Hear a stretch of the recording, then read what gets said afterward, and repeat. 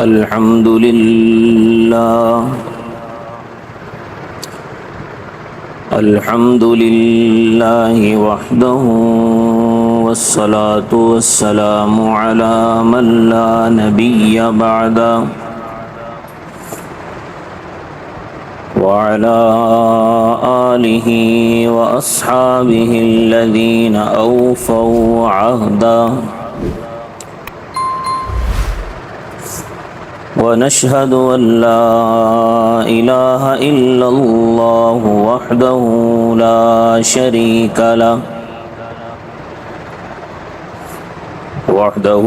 شريك له في الخلق والأمر إرغاما لمن جحد به وكفر ونشهد أن سيدنا ومولانا محمدا عبده ورسوله صلى الله تعالى عليه وعلى آله وأصحابه الذين هم خلاصة العرب العرباء وخير الخلائق بعد الأنبياء وهم كالنجوم في السماء للاهتداء والاقتداء وهم مفاتيح الرحمة ومصابيح الغرر أعوذ بالله من الشيطان الرجيم بسم الله الرحمن الرحيم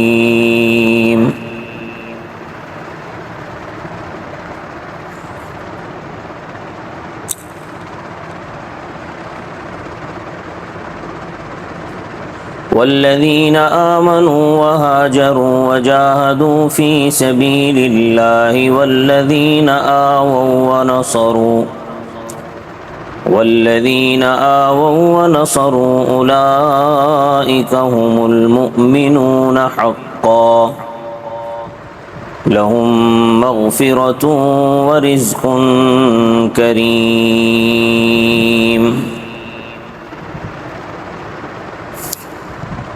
وقال تبارك وتعالى في مقام آخر فإن آمنوا بمثل ما آمنتم به فقد اهتدوا صدق الله العظيم رب اشرح لي صدري ويسر لي أمري واحلل عقدة من لساني يفقه قولي رب زدني علما رب زدني علما رب زدني علما سبحانك لا علم لنا إلا ما علمتنا إنك أنت العليم الحكيم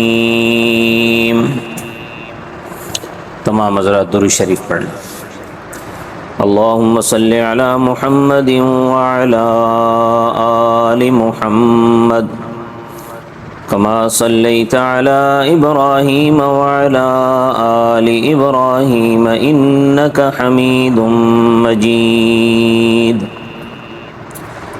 اللهم بارك على محمد وعلى آل محمد كما باركت على إبراهيم وعلى آل إبراهيم إنك حميد مجيد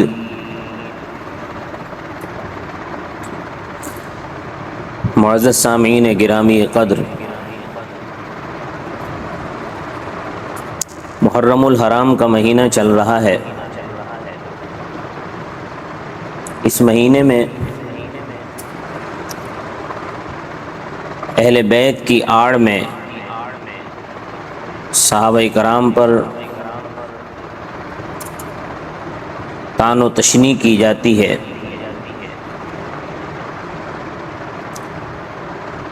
اور یہ سلسلہ کچھ دراز ہی ہوتا چلا جا رہا ہے۔ اہل سنت کے دلوں میں بھی شکوک و شبہات صحابہ کرام کے حوالے سے پیدا کیے جا رہے ہیں۔ تو میں سمجھتا ہوں کہ آج آپ حضرات کے سامنے صحابہ کرام کے حوالے سے اہل سنت والجماعت کے جو عقائد ہیں ان پر تفصیل سے روشنی ڈالوں، تاکہ آپ حضرات کو علم ہو کہ صحابہ کرام کا اصل مقام کیا ہے۔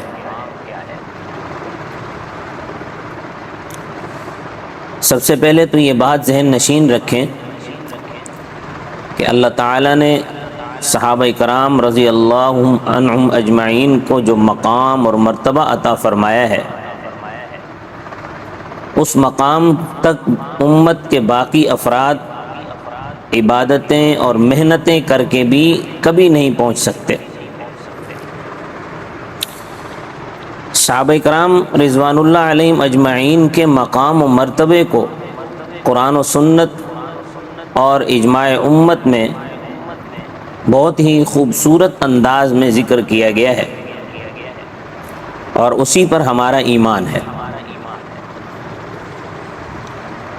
اگر کسی تاریخی روایت سے ان کے مقام اور مرتبے میں ذرہ برابر بھی کمی آئے تو ہم قرآن و سنت اور اجماع امت کے مقابلے میں ایسی تاریخی روایت کو کسی صورت تسلیم نہیں کرتے، کیونکہ یہ ہمارے ایمان کا مسئلہ ہے۔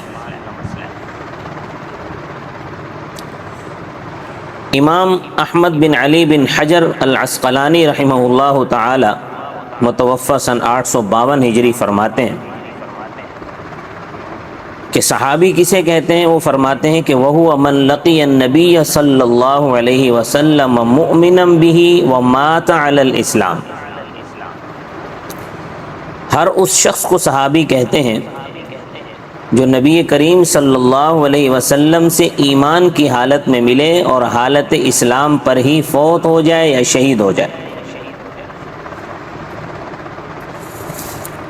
صحابی کے لیے، صحابی ہونے کے لیے رسول اللہ صلی اللہ علیہ وسلم سے محض ملاقات ہی کافی ہے۔ یہ ضروری نہیں ہے کہ وہ آپ صلی اللہ علیہ وسلم کو دیکھے، آپ صلی اللہ علیہ وسلم کی بات کو سنے، آپ صلی اللہ علیہ وسلم کی مجلس میں بیٹھے، آپ سے گفتگو کرے۔ یہاں نہ لفظ بصر ہے جس کا معنی ہوتا ہے دیکھنا، اور نہ لفظ کلام ہے جس کا معنی ہوتا ہے بات کرنا، اور نہ لفظ سمع ہے جس کا معنی ہوتا ہے سننا۔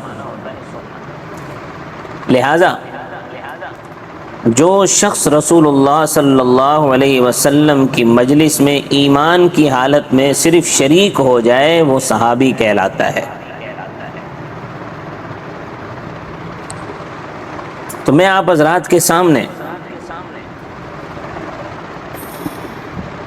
صحابہ کرام رضوان اللہ علیہم اجمعین کے بارے میں اہل اسلام کے چند عقائد بیان کر دیتا ہوں۔ عقیدہ نمبر 1،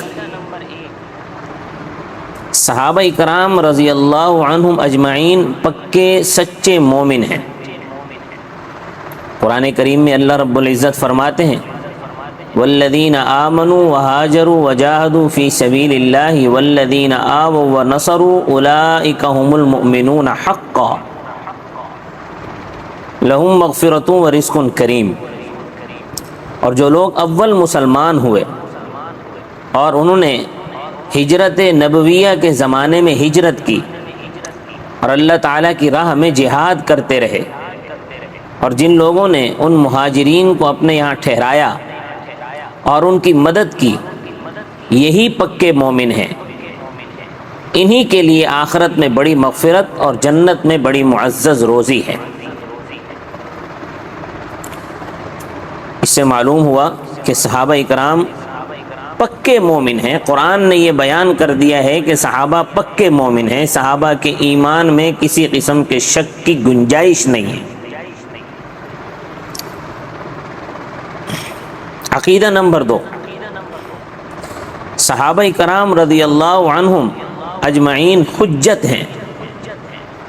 امام عبد الوہاب بن احمد الشعرانی رحمہ اللہ، حضرت امام اعظم ابو حنیفہ رحمہ اللہ کا فرمان نقل فرماتے ہیں کہ امام ابو حنیفہ رحمۃ اللہ علیہ نے فرمایا، انا نعمل اولا بکتاب اللہ ثم بسنت رسول اللہ صلی اللہ علیہ وسلم ثم باحادیث ابی بکر وعمر وعثمان وعلی رضی اللہ عنہم وفی روایت اخرى ما جاء عن رسول اللہ صلی اللہ علیہ وسلم فعلى الرأس والعین بأبی هو وأمی لیس لنا مخالفة وما جاء عن اصحابہ فخیرنا وما جاء عن غیرہم فنحن رجال وهم رجال۔ امام ابو حنیفہ نے فرمایا کہ کسی بھی مسئلے میں ہم سب سے پہلے بطور حجت کتاب اللہ پر عمل کرتے ہیں، اور اس کے بعد بطور حجت سنت رسول پر عمل کرتے ہیں، اس کے بعد بطور حجت حضرات خلفائے راشدین رضی اللہ عنہم اجمعین کے اقوال و افعال کو لیتے ہیں۔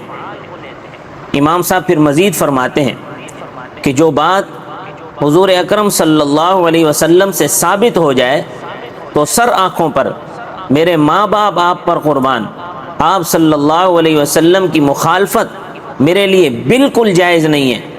جو چیز صحابہ کرام رضی اللہ عنہم اجمعین سے ثابت ہے ہم اسے بھی قبول کرتے ہیں، اور جب بات صحابہ کے بعد دیگر علماء کی آ جائے تو پھر میں کہتا ہوں کہ وہ بھی مرد ہیں، ہم بھی مرد ہیں، ہر مجتہد اپنا اجتہاد کرے۔ تو اس سے معلوم ہوا کہ صحابہ کرام حجت بھی ہیں۔ عقیدہ نمبر 3، صحابہ کرام رضی اللہ عنہم اجمعین عادل ہیں۔ عادل ہونے کا معنی یہ ہے کہ ان میں شریعت کے متعلق گواہی دینے کی اہلیت موجود ہے، ان کی بات کو سچی گواہی کے طور پر تسلیم کیا جاتا ہے۔ دین اسلام کی روایات کا مدار، دین اسلام کا مدار انہی کی روایات پر ہے، انہی کی مرویات اور شہادت پر ہے، اور ان کی روایات اور شہادات کا انحصار ان کی ذات کے عادل ہونے پر ہے۔ اگر ان کو سچا اور عادل تسلیم کرنے سے دین بچتا ہے، اسی طرح انہیں عادل تسلیم نہ کرنے سے سارا دین بے بنیاد اور باطل ٹھہرتا ہے۔ امام ابو عبداللہ محمد بن احمد بن ابی بکر القرطبی رحمۃ اللہ علیہ فرماتے ہیں، فالصحابۃ کلہم عدول اولیاء اللہ تعالی واصفیاؤہ وخیرتہ من خلقہ بعد انبیائہ ورسلہ، ھذا مذہب اہل السنۃ والذی علیہ الجماعۃ من ائمۃ ھذہ الامہ۔ تفسیر قرطبی میں یہ ان کا قول موجود ہے، سورہ فتح کی تفسیر میں فرماتے ہیں کہ تمام صحابہ رضی اللہ عنہم عادل ہیں، اللہ تعالیٰ کے محبوب اور ولی ہیں، اللہ کے ہاں ان کا مقام بہت بلند ہے۔ انبیاء اور رسول علیہ السلام کے بعد ساری مخلوق میں سب سے زیادہ بہتر اور اچھے انسان ہیں۔ یہ اہل سنت کا مذہب ہے جس پر اس امت کے اہل علم کی جماعت متفق ہے۔ عقیدہ نمبر 4، صحابہ کرام رضی اللہ عنہم معیار حق ہیں۔ معیار حق ہونے کا معنی یہ ہے کہ اللہ تعالیٰ کے ہاں اس شخص کا ایمان اور عمل قبول ہوتا ہے جو صحابہ کرام رضی اللہ عنہم اجمعین کے ایمان اور عمل کے عین مطابق ہو، اور اگر کسی کا ایمان اور عمل صحابہ کرام رضی اللہ عنہم اجمعین کے ایمان و عمل کے مطابق نہیں ہوگا تو وہ اللہ کے ہاں قابل قبول بھی نہیں ہوگا، نہ تو وہ اللہ کے ہاں مومن کہلائے گا اور نہ اللہ کے ہاں نیک کہلائے جانے کا مستحق ہے۔ اللہ تعالیٰ نے صحابہ کرام رضی اللہ عنہم کو ایمان کا معیار قرار دیتے ہوئے ارشاد فرمایا ہے فَإِنْ آمَنُوا بِمِثْلِ مَا آمَنْتُمْ بِهِ فَقَدِ اهْتَدَوْا، کہ اگر باقی لوگ بھی ایسے ایمان لائیں جیسے تم صحابہ ایمان لائے ہو، یعنی جتنی باتیں تمہاری ایمانیات میں شامل ہیں وہ بھی ان تمام باتوں پر ایمان لاتے ہیں تو پھر وہ کامیاب ہوں گے، یعنی ان کا ایمان اس صورت میں قبول ہوگا، وگرنہ ایمان قبول نہیں ہوگا۔ اعمال میں بھی صحابہ معیار حق ہیں۔ حضرت عبداللہ بن عمر رضی اللہ تعالیٰ عنہما سے روایت ہے، فرمایا قال رسول اللہ صلی اللہ علیہ وسلم لَيَأْتِيَنَّ عَلَىٰ أُمَّتِي مَا أَتَىٰ عَلَىٰ بَنِي إِسْرَائِيلَ حَذْوَ النَّعْلِ بِالنَّعْلِ حَتَّىٰ إِنْ كَانَ مِنْهُمْ مَنْ أَتَىٰ أُمَّةُ عَلَانِيَةً لَكَانَ فِي أُمَّتِي مَنْ يَصْنَعُ ذَلِكَ وَإِنَّ بَنِي إِسْرَائِيلَ تَفَرَّقَتْ عَلَىٰ 72 مِلَّةً وَتَفْتَرِقُ أُمَّتِي عَلَىٰ 73 مِلَّةً كُلُّهُمْ فِي النَّارِ إِلَّا مِلَّةً وَاحِدَةً قالوا ومن هي یا رسول اللہ قال ما انا علیہ واصحابی۔ جامع ترمذی کی روایت ہے۔ حضرت عبداللہ بن عمر رضی اللہ عنہما سے روایت ہے کہ اللہ کے رسول صلی اللہ علیہ وسلم نے فرمایا کہ میری امت پر وہ حالات آئیں گے جو بنی اسرائیل کو پیش آئے تھے۔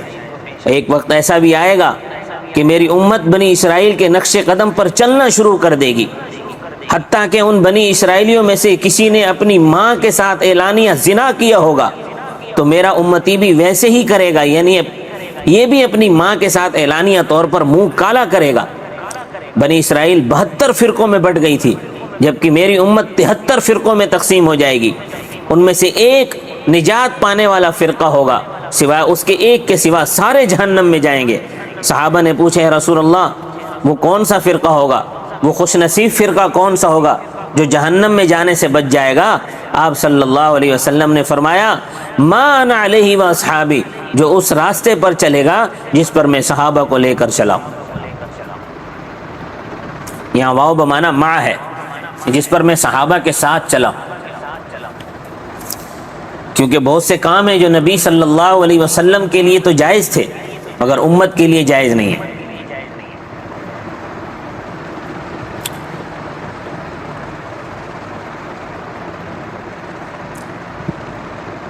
صحابہ کرام رضوان اللہ علیہم اجمعین کی اقتدا یہ بھی سنت ہے۔ امام احمد بن حنبل رحمۃ اللہ علیہ فرماتے ہیں اصول السنت عندنا التمسک بما کان علیہ اصحاب رسول اللہ صلی اللہ علیہ وسلم والاقتداء بہم، کہ ہم اہل سنت والجماعت کے ہاں سنت کا اصول رسول اللہ صلی اللہ علیہ وسلم کے اصحاب کے طریقوں کو تھامنا اور اپنانا ہے۔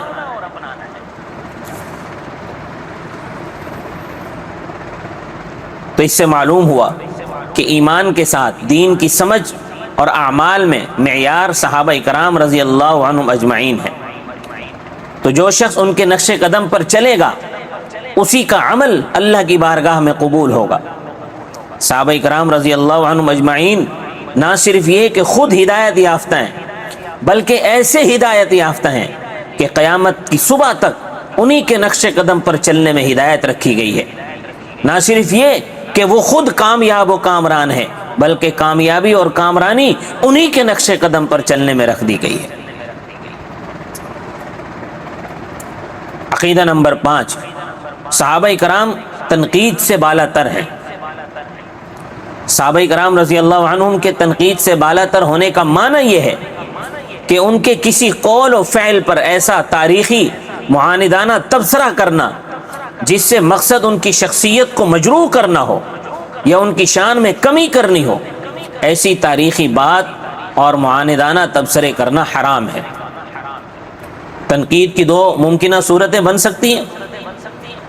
ایک تو یہ بن سکتی ہے کہ ان کے ایمان پر تنقید، اور دوسری اعمال پر تنقید۔ یہ دونوں ممنوع ہیں۔ صحابہ کرام کے ایمان پر تنقید نہیں ہو سکتی، اس لیے نہیں ہو سکتی اللہ تعالیٰ نے ان کے ایمان کو معیار قرار دیا ہے فَإِنْ آمَنُوا بِمِثْلِ مَا آمَنْتُمْ بِهِ فَقَدْ اهْتَدَوْا۔ اگر وہ لوگ ایسے ایمان لائیں جیسے تم صحابہ ایمان لائے ہو تو پھر وہ کامیاب ہوں گے، یعنی ان کا ایمان مقبول ہوگا۔ اور اعمال کی وجہ سے تنقید بھی ممنوع ہے۔ پہلی بات تو یہ ہے کہ صحابہ کرام رضی اللہ عنہم کے شرف صحابیت میں ان کے اعمال کو سرے سے دخل ہی کوئی نہیں کہ ان کے اعمال کو لے کر کوئی تنقید کرنا شروع کر دے۔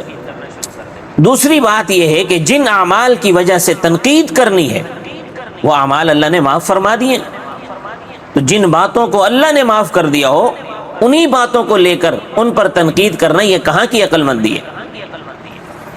اعمال کی باز پرس کرنا، ان پر عذاب دینے کا حق صرف اللہ تعالیٰ کو ہے۔ 1,24,000 صحابہ میں سے اکا دکا کسی سے کبھی لغزش ہو گئی جسے بعد میں خود اللہ تعالیٰ نے معاف بھی فرما دیا، تو ان کی وجہ سے پوری جماعت صحابہ کو تنقید کا نشانہ بنانا یہ کہاں کی عقل مندی ہے؟ اور اصل جھگڑا یہیں سے ہوتا ہے۔ اب یہاں پاکستان میں اور مذہب والے بھی تو رہتے ہیں، عیسائی رہتے ہیں، ہندو رہتے ہیں، سکھ رہتے ہیں، ان سے جھگڑا کیوں نہیں ہوتا؟ ان سے جھگڑا کیوں ہوتا ہے؟ دیکھیں جی، اہل سنت تو ہے نا سب کو ماننے والے، ہم ہیں سب کو ماننے والے۔ ہم جس طرح ابو بکر عمر عثمان کی تعظیم کرتے ہیں اسی طرح حضرت علی کی بھی تعظیم کرتے ہیں، اسی طرح حضرات حسنین کریمین کی بھی تعظیم کرتے ہیں۔ تو ہماری طرف سے تو جھگڑا ہو ہی نہیں سکتا، جھگڑا تو ان کی طرف سے ہوگا جو کسی کو مانے اور کسی کو نہ مانے، کسی کی تعظیم کرے کسی کی توہین کرے۔ بھائی یہ جو کہا جاتا ہے نا کہ جی ہم سے زبردستی منواتے، ہم سے زبردستی منواتے، ہم زبردستی نہیں منواتے کسی سے، لیکن توہین نہیں کرنے دیں گے۔ تم نہ مانو، تمہارے نہ ماننے سے ان کی عزت و عظمت میں کوئی فرق نہیں۔ دنیا میں ایسے لوگ بھی تو ہیں جو اللہ کو نہیں مانتے، تو کیا اللہ کی عزت و عظمت میں کوئی فرق آ گیا؟ رسول اللہ صلی اللہ علیہ وسلم کی ختم نبوت کو تم نہ مانو، ان کی عظمت میں کوئی فرق نہیں ہے۔ ابو بکر عمر عثمان کی عظمت کو تم نہ مانو، صحابہ کی عظمت کو عزت کو تم نہ مانو، تمہارے نہ ماننے سے ان کی عزت و عظمت میں کوئی فرق نہیں آتا، کیونکہ مانو گے ایماندار بنو گے تو تم بنو گے، نہیں مانو گے بے ایمان بنو گے تو تم بنو گے۔ تو ہم تمہیں زبردستی نہیں منواتے، لیکن بکواس نہیں کرنے دیں گے، بس اتنی سی بات ہے۔ یہ غلط بتایا جاتا ہے کہ جی ہم سے زبردستی منواتے ہیں، جی ہم سے زبردستی منواتے ہیں، ہم زبردستی نہیں منواتے، لیکن توہین نہیں کرنے دیں گے۔ اگر کوئی توہین کرے گا تو پھر صدیق کے غلاموں کو جوش آتا ہے اور سنت صدیقی پہ عمل کرتے ہیں۔ کھینچ کے تھپڑ مارا اپنے بوڑھے باپ کو، وہ نیچے گر گیا۔ رسول اللہ نے فرمایا ابو بکر بوڑھے باپ کو تھپڑ مارا ہے؟ فرمایا یا رسول اللہ لو کان سیف منی قریبا لضربت عنقہ، اگر تلوار میرے پاس ہوتی تو میں اس کی گردن اتار دیتا، یہ میرے سامنے آپ کی توہین کرے، میں کیسے برداشت کر سکتا ہوں؟ تو یہ ہوتا ہے۔ لیکن اگر توہین ہی نہ ہو تو پھر مسئلہ ہی کوئی نہیں ہے۔ تو ہم زبردستی نہیں منواتے، لیکن توہین نہیں کرنے دیں گے، توہین برداشت نہیں ہوگی۔ آپ توہین نہ کریں، اپنے مذہب پر عمل کرتے رہیں، کوئی مسئلہ ہی نہیں ہے۔ یہ غلط بتایا جاتا ہے کہ جی ہم سے زبردستی منواتے ہیں۔ تو صحابہ کرام تنقید سے بالا تر ہے۔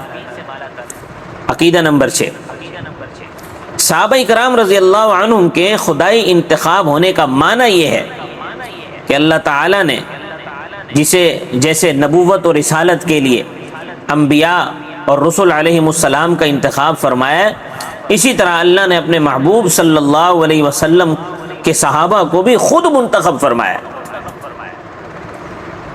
تو معلوم یہ ہوا کہ مقام صحابیت بھی یہ محض اللہ کی طرف سے عطا کردہ ایک عظیم الشان منصب ہے، اس کو حاصل کرنے میں انسان کی کوششوں کا کوئی دخل نہیں ہے۔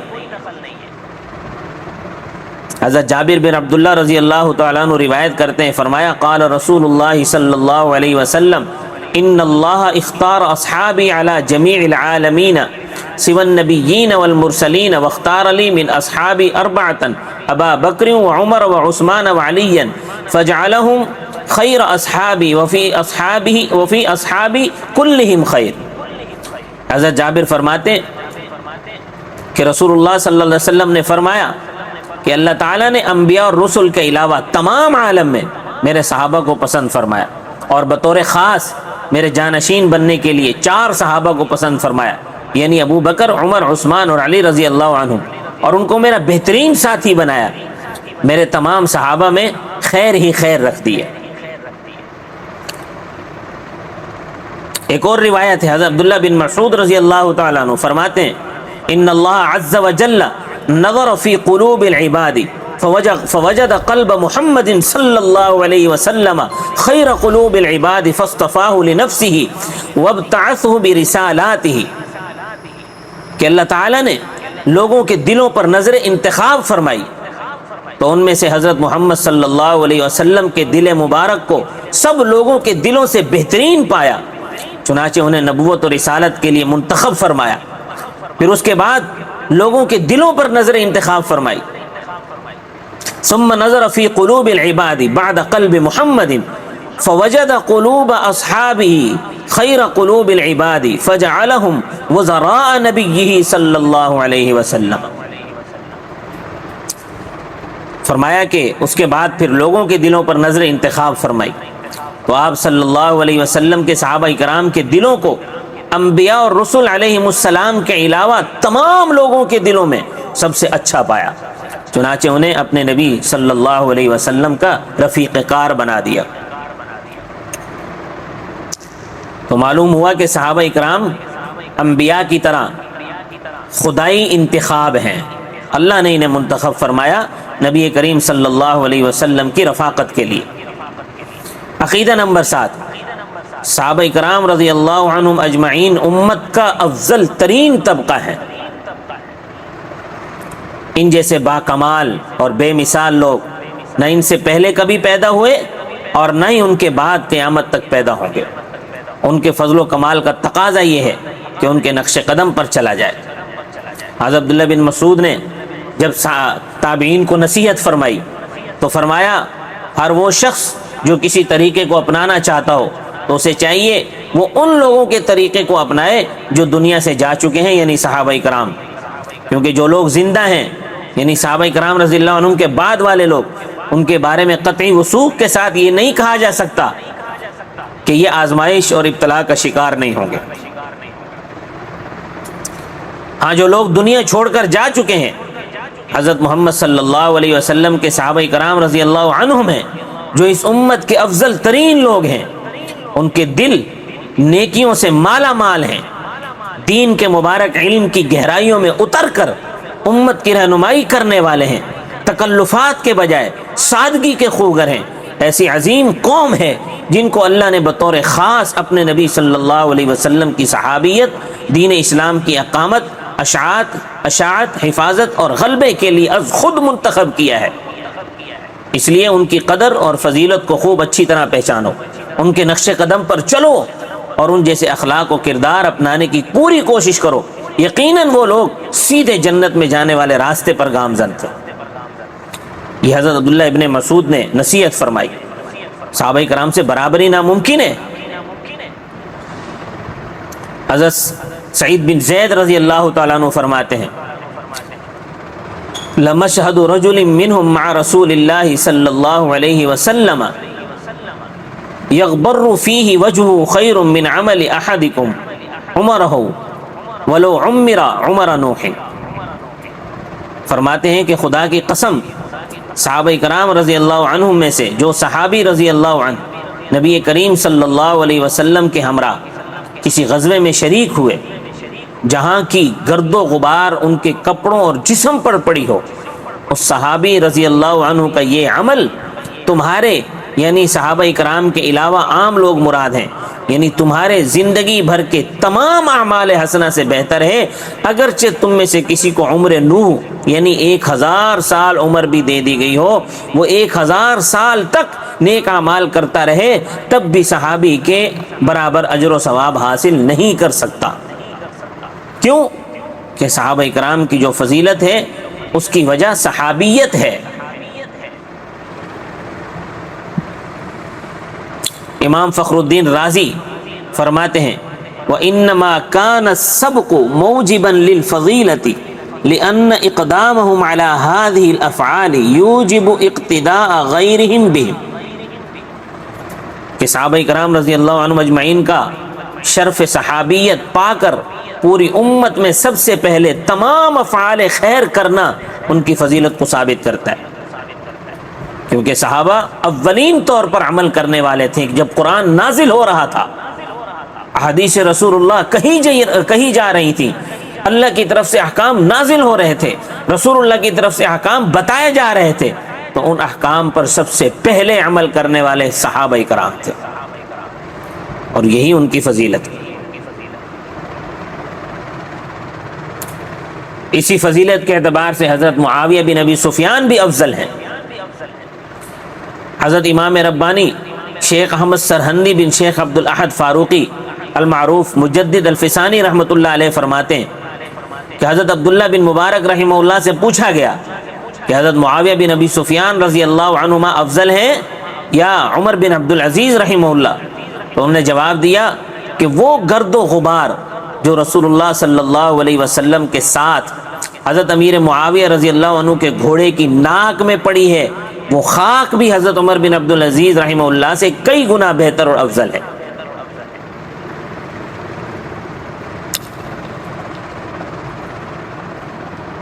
عقیدہ نمبر 8، صحابہ اکرام سارے کے سارے جنتی ہیں، ایک لمحے کے لیے بھی جہنم میں نہیں جائیں گے، ان تک جہنم کی آگ تو کجا دھواں بھی ان تک نہیں پہنچ سکتا۔ قیامت والے دن صحابہ سارے کے سارے سیدھے جنت میں جائیں گے۔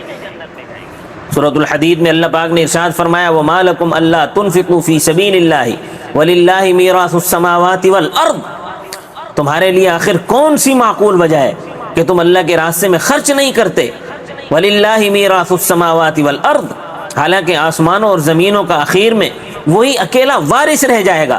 لا يستوي منكم من انفق من قبل الفتح وقاتل اولئک اعظم درجة من الذين انفقوا من بعد وقاتلوا وكلا وعد الله الحسنى، تم میں سے جنہوں نے مکہ مکرمہ کی فتح سے پہلے اللہ کی راہ میں مال خرچ کیا، یعنی فتح مکہ سے پہلے اللہ کے راستے میں مال خرچ کرنے والے، قتال فی سبیل اللہ کرنے والے، وہ فتح مکہ کے بعد میں آنے والوں کے برابر نہیں ہو سکتے، کیونکہ وہ درجات میں مراتب میں ان سے بڑے ہوئے ہیں جو فتح مکہ کے سے پہلے ایمان لائے اور قتال فی سبیل اللہ کیا۔ لیکن اس فرق مراتب کے باوجود اللہ فرماتے ہیں وَكُلًّا وَعَدَ اللَّهُ الْحُسْنَى، اللہ نے ان سب سے بہترین ثواب یعنی جنت کا وعدہ فرما دیا ہے۔ وَاللَّهُ بِمَا تَعْمَلُونَ خَبِيرٌ، اور تم جو کچھ بھی کرتے ہو اللہ کی ذات اس سے اچھی طرح باخبر ہے۔ اب دیکھیں کہ اس آیت میں اللہ نے کلن کا لفظ استعمال فرمایا، جس کا معنی یہ ہے کہ صحابہ کرام رضی اللہ عنہم خواہ فتح مکہ سے پہلے ایمان لانے والے ہوں یا فتح مکہ کے بعد ایمان لانے والے ہوں، دونوں مراد ہیں، دونوں کے ساتھ اللہ نے بہترین ثواب کا وعدہ فرمایا ہے۔ اور یہ وَكُلًّا وَعَدَ اللَّهُ الْحُسْنَى قرآن میں 2 مرتبہ آیا ہے، ایک دوسری جگہ فرمایا فضل اللہ المجاہدین باموالہم وانفسہم علی القاعدین درجۃ وکلا وعد اللہ الحسنى۔ صحابہ کرام جہنم میں نہیں جائیں گے، یہ جہنمی جہنمی جہنمی کی رٹ لگاتے ہیں۔ حضرت جابر بن عبداللہ رضی اللہ تعالیٰ عنہ فرماتے ہیں سمعت رسول اللہ صلی اللہ علیہ وسلم یقول لا تمس النار مسلما رآنی او رآی من رآنی۔ حضرت جابر رضی اللہ تعالیٰ عنہ سے مروی یہ فرماتے ہیں کہ میں نے رسول اللہ صلی اللہ علیہ وسلم سے سنا کہ جہنم کی آگ شرف صحابیت پانے والے مسلمان کو نہیں چھو سکتے، اور ان کو بھی جنہوں نے ان صحابہ کی مکمل اتباع والی زیارت کی ہے۔ تو جنہوں نے صرف صحابہ کو دیکھا وہ جہنم کی آگ سے محفوظ ہو گئے، صحابہ خود کیسے پھر جہنم میں جا سکتے ہیں؟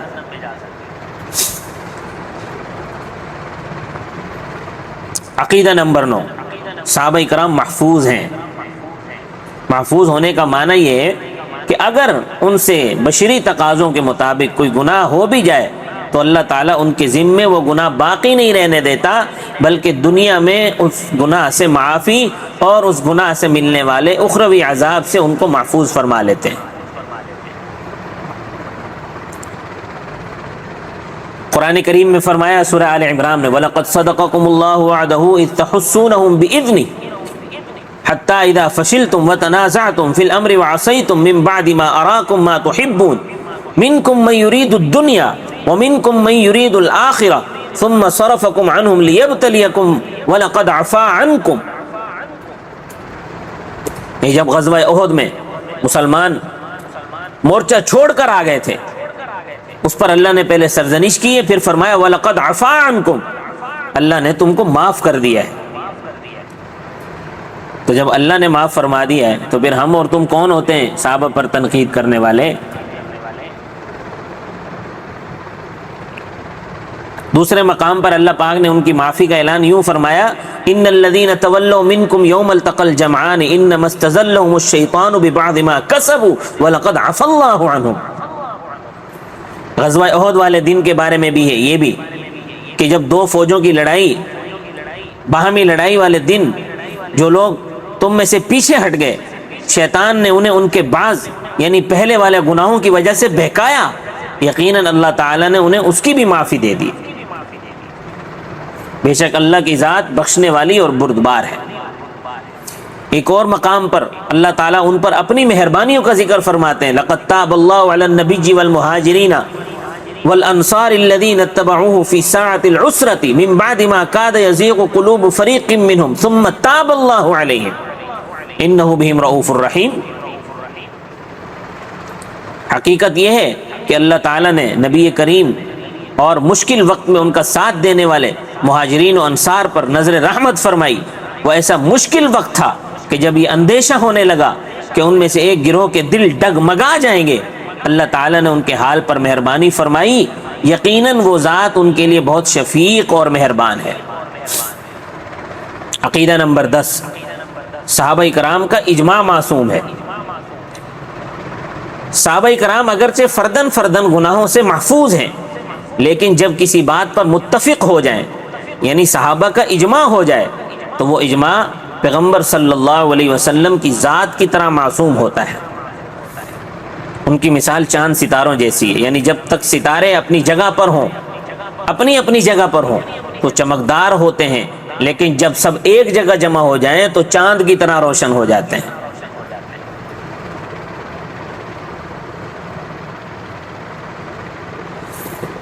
امام محی الدین یحییٰ بن شرف النووی، جنہیں امام نووی رحمۃ اللہ علیہ کہا جاتا ہے، وہ فرماتے ہیں لِأَنَّهُ إِجْمَاعٌ عَلَى الْخَطَاؤُهُمْ مَعْصُومُونَ مِنْ ذَلِكَ، فرماتے ہیں کیونکہ صحابہ کرام رضی اللہ عنہم کا کسی غلطی پر اجماع ہو ہی نہیں سکتا، اس لیے وہ سب مل کر اس بارے میں معصوم ہیں۔ تو حضرت صدیق اکبر کی خلافت پر صحابہ کا اجماع ہے یا نہیں ہے؟ صحابہ کا اجماع ہے، تو جو خلافت صدیق اکبر کا منکر ہے وہ کافر ہے۔ حضرت فاروق اعظم کی خلافت پر صحابہ کا اجماع ہے یا نہیں ہے؟ جو خلافت فاروق اعظم کا منکر ہے وہ کافر ہے۔ حضرت عثمان غنی کی خلافت پر اجماع ہے یا نہیں ہے صحابہ کا؟ جو خلافت عثمانی کا منکر ہے وہ کافر ہے، کیونکہ صحابہ کا اجماع معصوم ہے۔ تو خلاصہ یہ ہے کہ صحابہ کرام رضی اللہ عنہ مجمعین میں ہر صحابی پکا سچا مومن ہے، نمبر 2 حجت ہے، نمبر 3 عادل ہیں، نمبر 4 معیار حق ہیں، نمبر 5 تنقید سے بالا تر ہیں، نمبر 6 انتخاب خداوندی ہیں، نمبر 7 امت کا افضل ترین فرد ہے، نمبر 8 جنتی ہیں، نمبر 9 صحابہ محفوظ ہیں، نمبر 10 اجماع صحابہ معصوم ہے۔